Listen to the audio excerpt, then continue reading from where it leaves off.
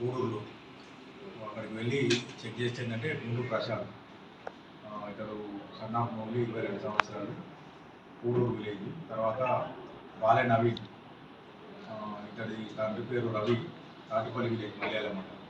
వీళ్ళిద్దరు కలిసి ఏంటంటే అక్కడ ఒక దగ్గర ఉండి ఈ ప్యాకెట్స్ చేసి చేయడానికి తయారు చేస్తుంది. మనం అక్కడ వెళ్ళి చెక్ చేస్తే ఏంటంటే వాళ్ళ దగ్గర 2 కిలోల గాంజా దొరుకుతుంది. 2 కిలోల గాంజా దొరికితే ఇంకొక అతను వీళ్ళతోటి మన వంశీ అని ఉంటాడు, వెంకటాయపల్లి గంగాధర మండలం. ఈ ముగ్గురు కలిసి ఒక ముఠాగా ఏర్పడి నాగ్పూర్ నుంచి మరియు ఛత్తీస్గఢ్ నుంచి కేజీలు 2 కేజీస్ చొప్పున తీసుకొచ్చేసి ఇక్కడ మరియు మళ్ళీ వీళ్ళు కరీంనగర్ దగ్గర కొత్తపల్లి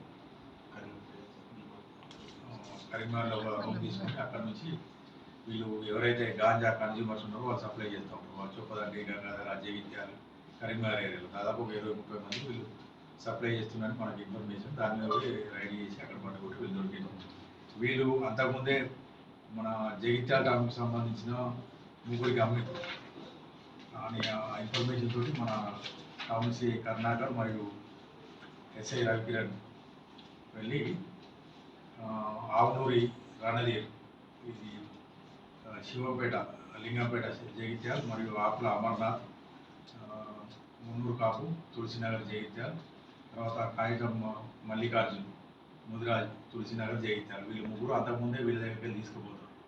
వాళ్ళ ఇన్ఫర్మేషన్ మీద ఇక్కడ ఇన్ఫర్మేషన్ పాస్ చేస్తే వీళ్ళని కూడా ఇక్కడ పట్టుకుని వీళ్ళ దగ్గర కూడా గాంజా దాదాపు ఒక 1/4 కిలో గాంజా సీజ్ చేయడం జరిగింది. ఈ 5 నిందితులను వాళ్ళ మొబైల్తో సహా సీజ్ చేసి వాళ్ళ దగ్గర పట్టుబడ్డ గాంజాను చేసి కేసు నమోదు చేసి ఇప్పుడు రిమాండ్కి తరలిస్తున్నాం. వీళ్ళ ద్వారా ఇంకా ఈ సప్లై చేయని ఎవరెవరి దగ్గర ఉన్నదో అన్నింటి మీద కూడా విచారణ చెప్పి వాళ్ళందరినీ కూడా మేము అరెస్ట్ చేస్తాం. వీళ్ళు ఈ ఫస్ట్ ఏదైతే ముగ్గురు అఖిలు ఉన్నారో వీళ్ళు కరీంనగర్, చొప్పదండి, గంగాధర, జగిత్యాలలో వీళ్ళు సప్లై చేస్తున్నారు. కాబట్టి ఇప్పుడు వీళ్ళు దొరకడంతో ఏంటంటే సప్లై చేయనంత దిగింది.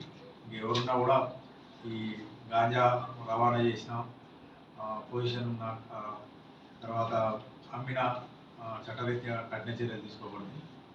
ఇప్పుడు ఈ గాంజా బ్యాచ్ని పట్టుకోవడానికి మంచి ప్రతిభ కనబరిచిన ఎస్ఐ కొడిమ్యాల సందీప్ మరియు CI town Karnakar, SI Ravikiran Jagtial town SI మరియు వాళ్ళ సిబ్బందిని అభినందించడం జరుగుతుంది.